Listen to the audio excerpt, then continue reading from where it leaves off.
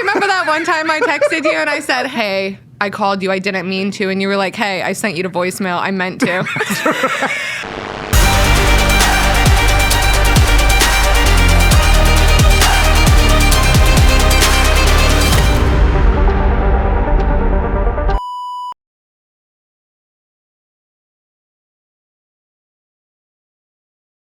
Welcome to Property Management Uncensored. I am your host, Phil Kazmierzak, along with Samantha McKinney.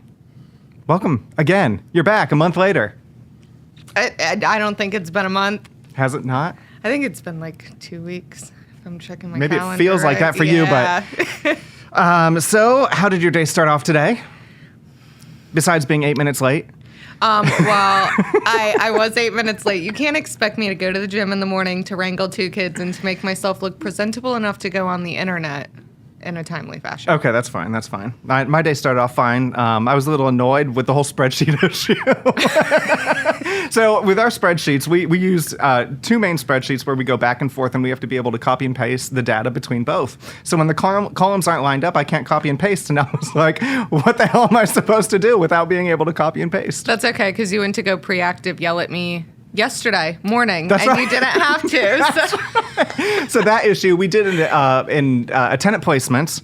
And the last tenant placement that we did, we sent the incorrect lease. We sent the lease as if we were actually managing the property.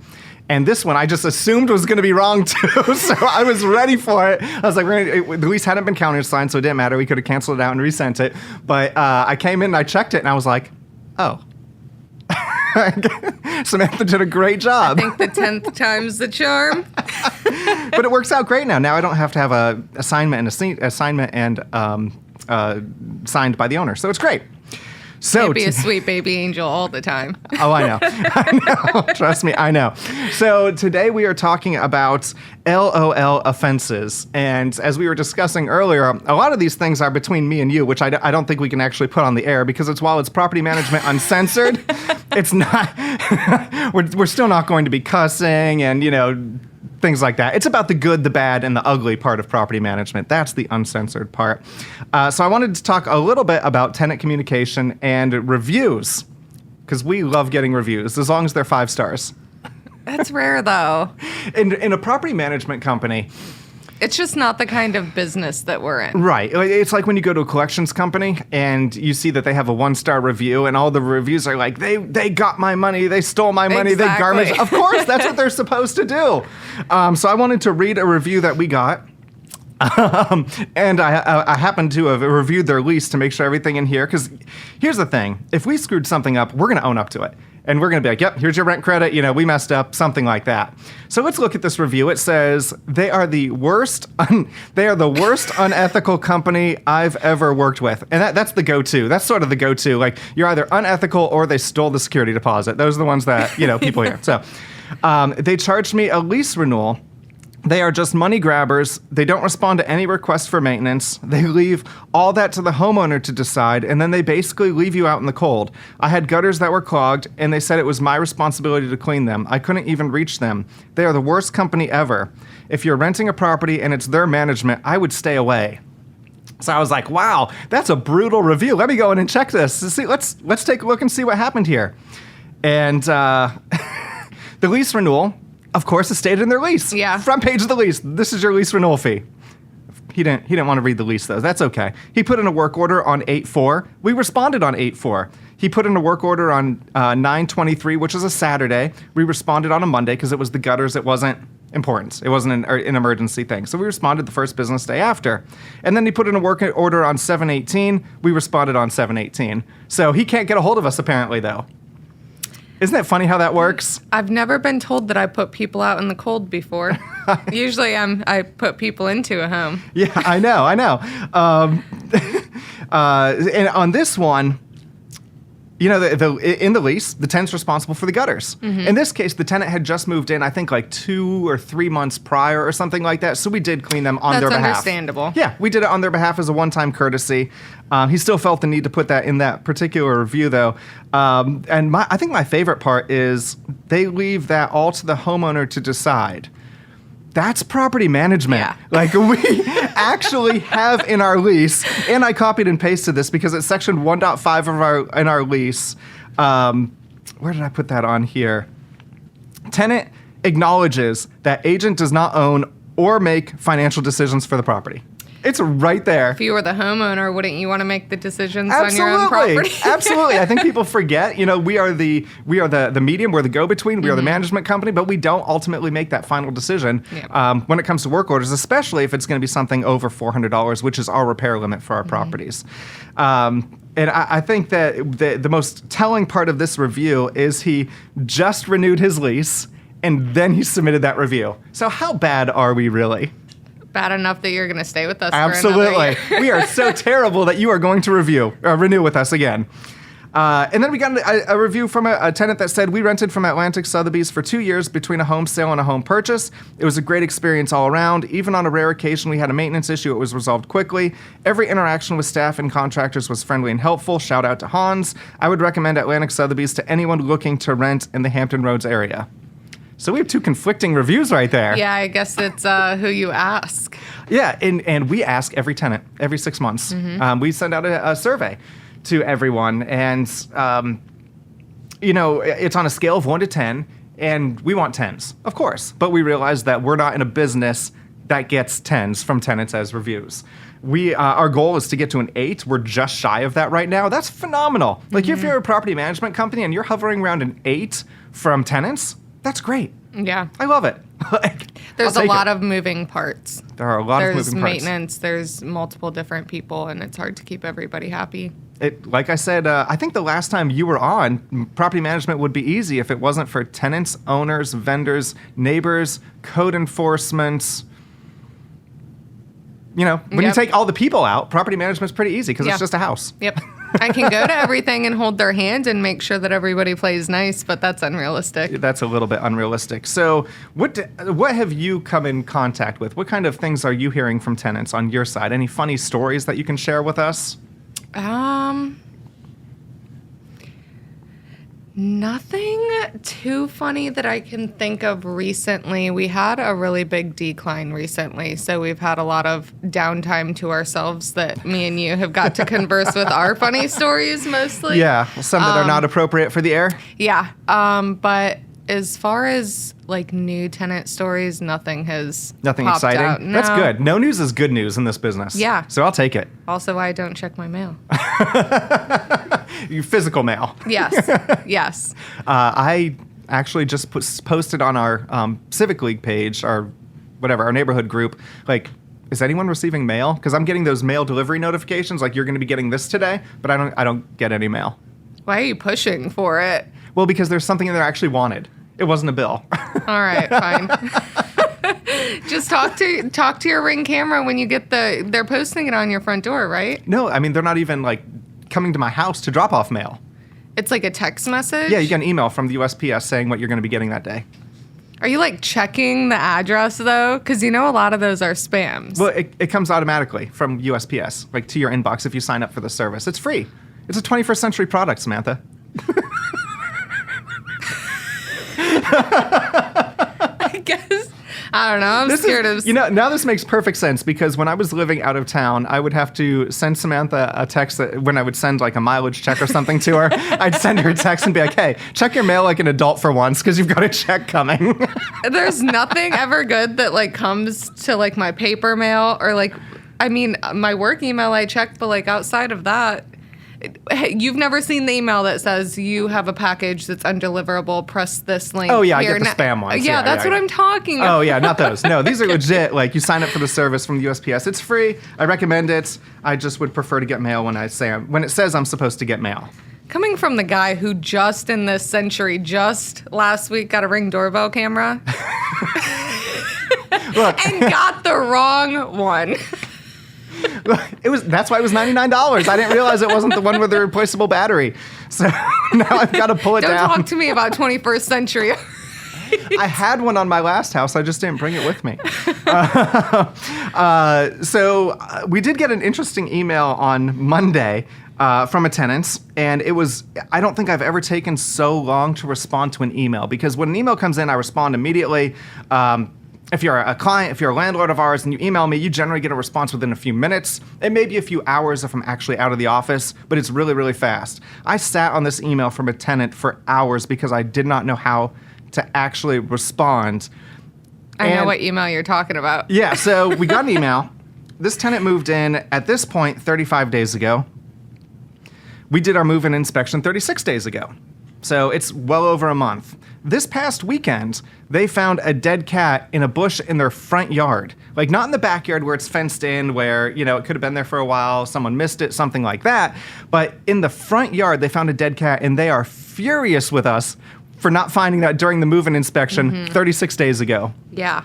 Are you a veterinarian? Are you able to tell how long this cat's been there? Shoot. I guess I'd be furious with me, too. I didn't check all perimeters, that multi-point check for dead cats. And I was like, and I responded, and I was like, I don't even know. But I was very professional, and I was like, look, we're doing a visual inspection of our properties. We are not looking behind bushes for dead animals. Could you just imagine what I would look like out in these neighborhoods if I were rummaging through the bushes all the time?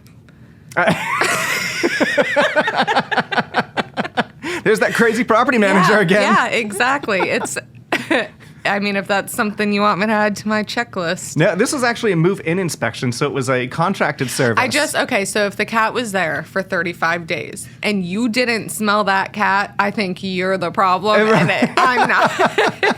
Yeah, I'm pretty sure it was not there at the move-in inspection, but I just thought they were so definitive in placing the blame on us for this, and I was like, wow. I wonder where in a book I'm going to be written about for that later. We should write our own book. Yeah. We can just, your LOL offenses file, we should just turn into a book. Do you think if you rented a property and you found out that property manager came up with a book later, would you read through it to see if you were in it? Absolutely. I would. I would, and I would try to pick out which one is me. I'm sure there would be a couple where I would be like, is that me? If it was crazy, it was probably you. Yeah, I know.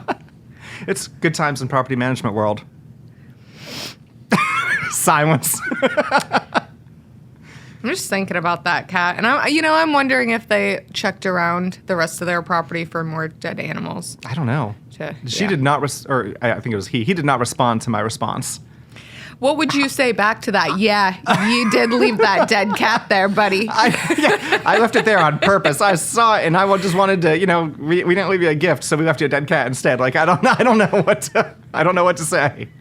Do you pick it up with the plastic bag? They Or do you call animal control? They called animal control or animal enforcement, whatever it's called, and they were advised to dispose of it themselves. I don't feel like I would want to wait. I feel like I would pick it up with the bag. I would too. Mm-hmm. And then I would really look like that property manager. I've done some questionable things though, like hopping fences and like trying to shimmy my way in between like little cracks and crevices to, yeah. Yeah. Mm-hmm. We've got a property. So it's nothing bad. So we've got a property, Redgate. We're on the side of the building. They used to have a bunch of, I don't know if they were pallets or something stacked against the fence. I don't know if they're still there. But even at the time, 130 pounds of me could barely fit through to get to the backyard to do the back inspection. 150-pound me is definitely not fitting back through there. Yeah, that's a tiny little alleyway. That one was tough. Yeah. Oh, God. God, you had just done something, and I wanted to bring up a story, and I can't remember what it was now. The things that we have to do, though, at properties. That's what it was. We've all set off. Have you set off an alarm yet? Yeah, here at the office, and the cops got called on me, and it was like my first week working here, and I like stayed in the office after, and everybody was like, "Oh, the cops are here. Does anybody know what happened?" And I had to like peek my head out, and I was like, "It was me." I was like, "I'm new here. I just wanted to make sure that the safety response was like good." Solid. But not at at East Ocean View. Oh, the tenant that I put in an alarm. I was doing the routine pest control. Right, that's right. And she didn't tell me that she had installed an alarm. Yep. And it went off for a while, and then the cops came. And I was like, I'm the property manager, and I gave notice. I'm supposed to be here. Yeah. And he was just like, okay, and he went on his way. Like, didn't even check anything. He didn't care. He was like, I'm not doing this I report mean, I today. guess, like, what is he going to do? Ask for my ID? Like, I don't Right. copy of the lease. But, Yeah, that was like, I'm it. the property manager. Besides here. You know what? And I have not come here before or after hours a day since, and I've been here for almost 2 years now. I know. I'm terrified. And we just got a new system. I know, and you got to work. And it's easier to use. Nice. So you can't set it. Well, you can set it off, but you probably won't.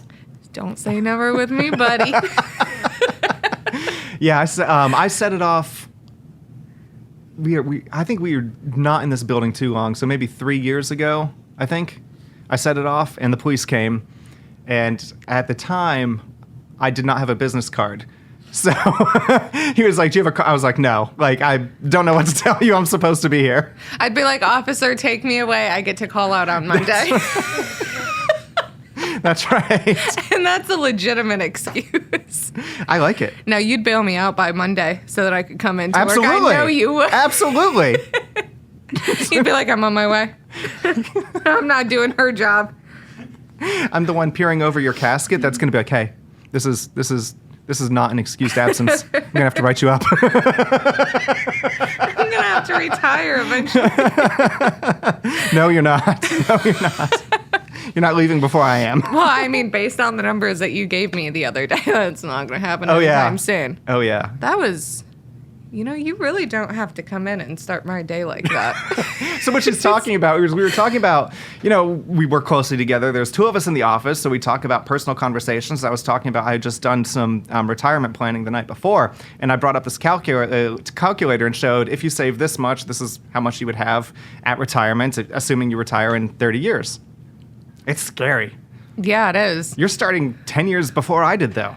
Well, probably 8 years before I did. Yeah, 'cause I started but a couple years ago. you say that with the assumption that just because you told me about it, that I'm going to start it like yesterday. I still have a good solid 5 years before I put the plan into action. That still starts you before I did. Yeah, that's true. So, Yeah. buy real estate. Like If you're listening and you're looking to buy investment property in Hampton Roads, you should definitely reach out. Buy, sell, lease, we do it all. Because you're going to have to retire soon. Don't be a Phil and Sam. I know. It's one of those things where you look back and you're like, if you could redo some aspect of your life, what would it be? And for me, it's, at 18 years old, I was sitting in a high school auditorium and they were like, just save $100 a month. Just $100 a month and you will retire a multimillionaire. And it's true. Power of compounding interest. Did anyone do it? Nope. Yeah, no, and back in that day, I always bought the house that I live in now with the intention of it being an investment property, but I bought it when I was so young, and it was such a big accomplishment for me that every time I go to think about renting it out, I have a sentimental value to it, and I just don't want to leave it. I'm like, what if because I have a lawn company, and I'm like, what if they don't take care of the grass? Or, I am pool? that typical, and then my dream was to rent or buy the house next to mine so then I could keep an eye on my rental, and everybody was like, Sam, that's the worst idea ever. The worst idea you could ever have. And they were like, they're gonna have a party or something, and you're gonna be like over in your window like with your binoculars. It is true. I'll tell you that we have to specifically tell landlords, if they're local, you cannot go over to the property. You cannot knock on the door. You can't drive by. Like, you cannot harass the tenants. Yeah. So even though I'm a property manager, that would be hard for me. So that was my original retirement plan. So now I'm going to have to do those numbers. You're going to have to actually put away money. Exactly. Yeah. That's and tough. especially, I've done too much work to that house now. I'm not leaving anytime soon. And giving up the interest rate. I don't know if I'll ever be able to, that was my starter house. I think it might be my life longer. I don't think I can leave it anytime soon. Interest rates are dropping, though. Interest rates are dropping. Yeah, absolutely. So they're going to come down a little bit more, I think. Not a ton, but a little bit more. I'll forever rent it out so that somebody else can pay my mortgage and I can pocket it later. Yeah. And we did your numbers. You know what you would make. Those are solid numbers. I know. I know. All right, Sam, thank you for joining us today. I'm going to end this with 7 random rapid-fire questions. I think this is something that we're going to do going forward. Number 1, if you could have a superpower, what would it be? To read minds. Nice. What's your biggest pet peeve? Listening to somebody chew with their mouth open. What was your first job? A hostess at a restaurant. What restaurant? Can you say? Ramshorn. It's in Michigan. Oh, okay. Yeah, I mean, I worked behind the counter at a gas station for a while, but it was under the table and super illegal, so I don't think that so I don't think that counts as the first one. I was a paper boy. Really? It was terrible. Erie, Pennsylvania in the winter. Can you imagine trying to bike through snow? But if you did ever have kids, you could be like, I bike 7 miles uphill barefoot. It was terrible. Absolutely terrible. What's the first thing you do in the morning? I literally go to the gym. I don't do anything before I leave. I get dressed and I go to the gym. Excellent. And then I come home and then I get ready. Do I always do that though before I come in here? We'll move on. What makes you happy? Plants. So, all right, we're going to take a break here because we're going to talk about Samantha's plants for a second. She posted a photo on social media the other day, and it was a photo of like this wall of plants, and she was like, "This makes me like the happiest ever." And I responded, I was like, "I can't help but notice your kids aren't in the photo." This is my plants and my dog, and what did I caption it? Like, this is all I need for happiness. Yes. Yes. And I was like, oh, no kids, huh? And then I posted a picture of a plant like a couple days later, and he was like, you have a problem. And I was like, no, it was a gift. And he was like, so if somebody gifts you drugs and you do them, you don't have a problem. And I was like, I mean, you have a good point, but I don't have a problem. And I'm pretty sure that's what other people would say too. Yeah, okay. Last one. At your funeral, what do you hope people say about you? I would hope that you would go around the room, and if I didn't like them, you would say, yes, she didn't like you. There's a door, you can go. And then I want everybody to have airplane bottles in a little pocket. Nice. Take out and take a shot for me. Pour one out? Yeah. Sweet. I don't want you to tell me to get back to work. That's I will haunt you. I guess I'm getting haunted then. Have you ever been locked in a bathroom? True story. We had a property at...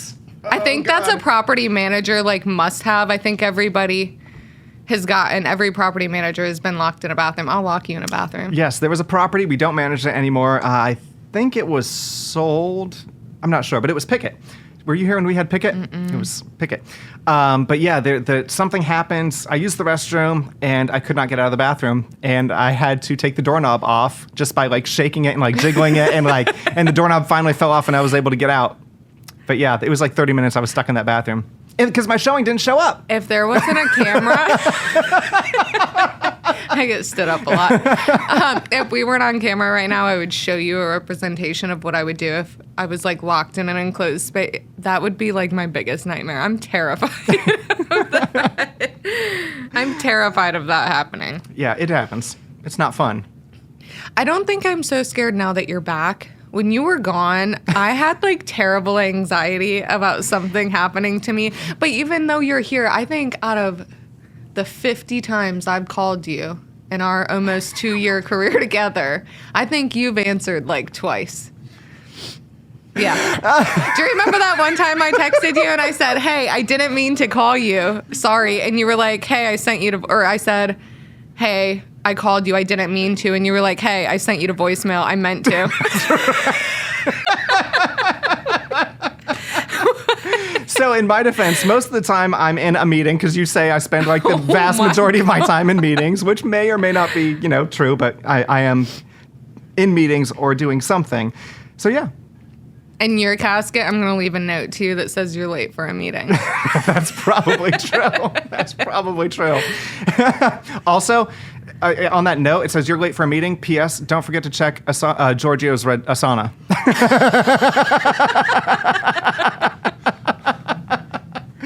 Those are the ones we're going to go with. You better hope that you don't go before all of us. There's actually money in my in my will. Money set aside for a party. I love that. I need to up it though because I did it before I got and into inflation and Yeah. It wouldn't be that fun of a party with a couple. Now it's going to be a banger. It's going to be a good time. Oh my gosh, Samantha, this was fun. Thank you so much. And thank you everyone for listening and watching. We will catch you next time on Property Management Uncensored.